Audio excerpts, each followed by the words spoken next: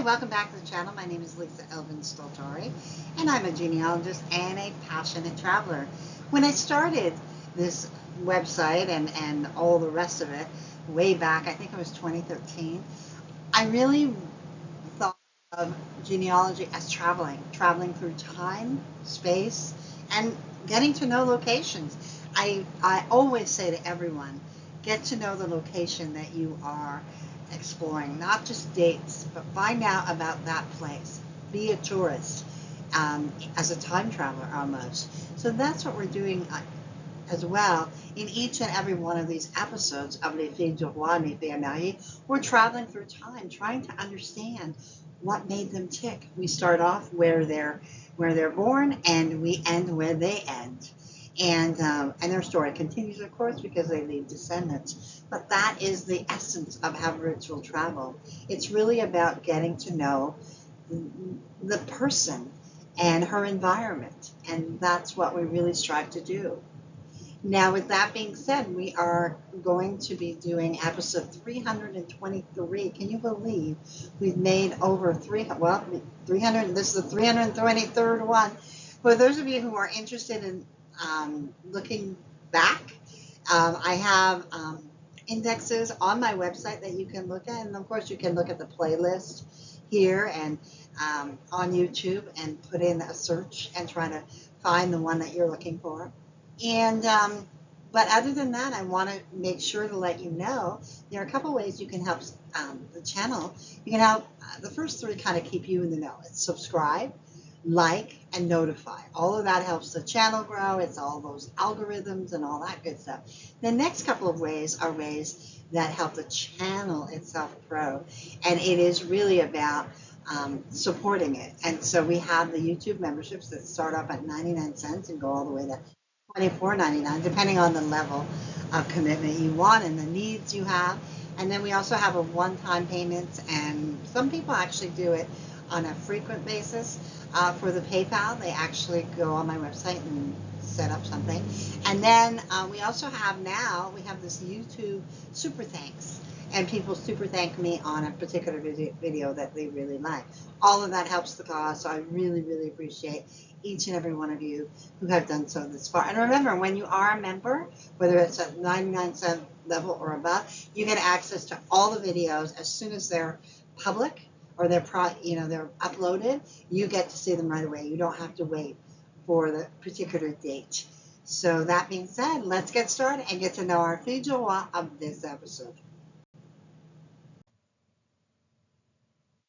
Today we're going to be looking at episode 323, Remy. She comes to us from a viewer request, and I did not have her in my files, so it was my pleasure to get to know Marie a little bit better. So we don't know a lot about Marie. We know that she was born about 1646 in a location that is unknown. We do have the names of her parents, Nicolas Remy and Marie Venny. After the death of her father, she would leave for New France. We do not know if she brought any dowry with her. None has been reported. But we know that she arrived in Quebec on June 18, 1665, aboard the Le Jean-Baptiste de Dieppe. The groom that she would select, and who would select her, is named Pierre Deshôtels de la Pointe, and he was born in 1631 in Malicorne, France. His parents were Thomas Deshôtels and Marie Buisson. Now, he is from the region of France known as Pays de la Loire, and inside of the Pays de la Loire, we have the département, which is like a county. So he is part of the Sarthe département, and it's tucked along the Sarthe River in western France, Malicorne-sur-Sarthe, which means Malicorne on the Sarthe River, traces its roots to the Middle Ages, and it was once a fortified site guarding the main Anjou border. Its centerpiece, the Église Saint-Sylvestre, dates from the 12th century. Now, nearby, the very elegant 17th century chateau, built on older ruins, hosted nobles and travelers, including the Marquis de Sévigné. Sounds really great. Over time, Malicorne became famed not only for battles but for finds, fine earthenware pottery, which workshops springing up as early as 1747. Today, this village of just under 2,000 residents is still known for the ceramic arts, the beauty of the river, and the very gentle pace. And that church still stands at its heart, anchoring a community that quietly honors the centuries-old history and legacy that it has brought forth. Now, this is a very big deal. Pierre would arrive with a company called La Grande Recrue de 1653. What was happening in New France at that time is Montreal was basically down to about 50 people. It was going to kind of go the way of many colonies. And in a last-ditch effort, the governor, Maisonneuve, said, you know what, I am going to try my best to try to recruit some people. So he went over to France and he recruited 100 settlers who agreed to come aboard. And those people are really the heart, the foundation of modern day Montreal. And Pierre Deshôtels is one of those. And he is honored on a plaque that exists on, I believe it's in the center of Montreal and in the plaza there. And there is that incredible, incredible monument that says all the names of these 100 recrues or recruits who came and helped to save Montreal. Over time, Pierre would become really part of Montreal history. In 1663, he served on the 7th Squadron of the Sainte Famille, Sainte Famille militia, because the governor de Maisonneuve said, we have to learn how to protect ourselves. And of course, Pierre was right there helping save Montreal yet again. And he was given a land grant in 1665, but still he had no wife. So along comes Marie, finally. On January 11th, 1666, they were married at Montreal.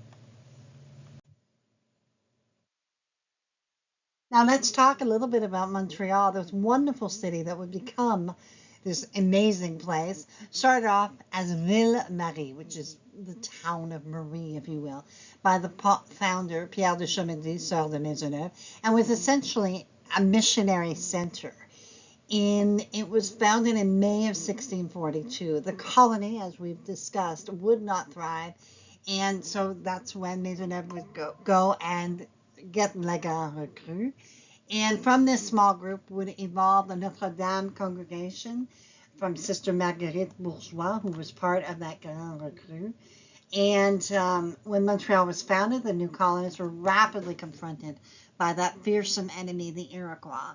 Unfortunately, there was no regular army on Montreal soil until 1665, when the Carignan Salière soldiers arrived. But in the meantime, as we've talked about, militias were built, and on January 27, 1663, the Chomedy de Maisonneuve created the Sainte Famille militia, of which Pierre was a part of.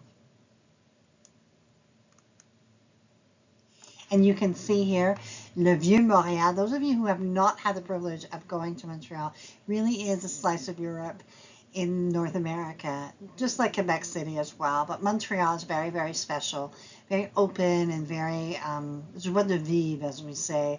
And this is the old Montreal that really, really makes you feel like you're back in time. We have there, right in the middle of the screen, the Notre Dame Cathedral, the Basilique de Notre Dame. This on the right is an artist depiction, and I put the link for you to have a look at.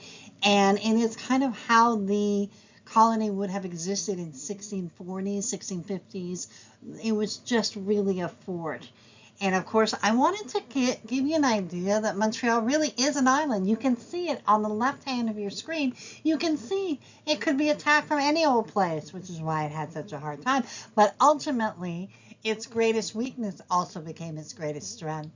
And then we have the church, the very little Notre Dame church that would eventually grow up to be the big Basilica, and Basilica, I'm sorry.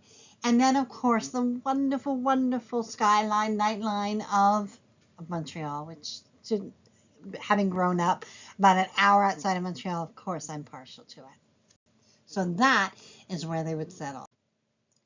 And so the family would begin. We have their firstborn, Joseph, who would pass away at 1 year of age. We then have Joseph II, who did survive, and he would go on to marry Marie Charlotte Chadelon, and they would have 5 children, 3 of whom would leave descendants. Gabrielle would die, unfortunately, at 16 years of age, and there was an unnamed child who died at birth. Now, they did make it to the 1667 census, so we have Pierre de Sautel. You can see how it can be challenging to find the name. And then we have Marie Remy, and she was 21 years old. They have 1 child. That would be probably Joseph, the first Joseph. And they, at that point, have 5 arpents valeurs, about 3 acres of land. In a shocking twist, Marie would pass away on the 11th of November, 1675. She was barely 29 years old, and she would leave us with only 13 descendants as of 1729. But obviously, a line has continued because I had my viewer request it. And when I saw the little, only 13 descendants as of 1729, I said, I've got to do this just because to see how, from a very small group, I want to see how many of you are actually descendants. So please let me know. Just very, very sad. Pierre would go on to marry a fille à marier named Catherine Loiron, who we have actually profiled in episode Fille à marier number 97, which I will link below so you can get kind of a picture of how she came to be in Pierre's life. But they would go on to have 2 more children. So we have Pierre, who would marry Angélique Tully and would have 7 children, all of whom would make it to adulthood. And Gilbert would marry Charlotte Etienne, and he would have 10 children, all of whom would make it to adulthood. That's amazing, actually. In the 1681 census, we have Pierre. He's 50 years old. Catherine, she's 45. The children are Gabrielle, Pierre, Gilbert, and Jean is a domestic, 7, who is 7 years old, which I find really interesting. 1 gun, and 5 bêtes-cornes, which are like 5 goats or 5 anything with a horn. And they have about 18 arpents valeurs. So that is about 15 to 16 acres of land. Whenever we are talking about Montreal, I always like to recommend these 2 books. Les Filles du Roi, Pionnières de Montréal, and this is from the Société d'Histoire des Filles du Roi. And it is in French, and so those of you who speak French or can have someone translate you, or you can use our AI to actually translate some of that. And then, of course, the fabulous book, The Women of Ville-Marie, written by Susan McNally. Incredible read. Please, please pick up a copy so you can really get a sense of what, not only the ancestors that lived in Montreal, but all of them who lived in that time period. So the Women of Ville-Marie is sold through Amazon, and I've provided a link, and Les Filles du Roi is a special edition, and I've got the links for that as well, so you can have a look and keep digging deep.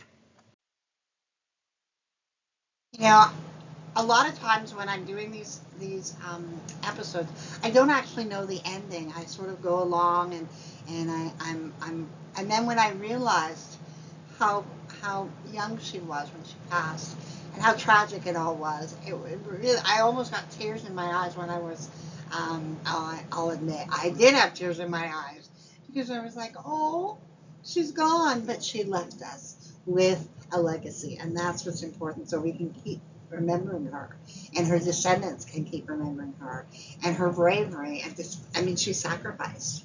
So we honor that sacrifice, and we are blessed that she came to our shores. Thank you, Marie. And with that being said, I want to say thank you to my patrons, supporters, and subscribers. You really are the wind beneath my wings. And with that being said, I will say goodbye until the next episode. And so we'll see you on the next episode of Les Filles du Roi. Until then, au revoir.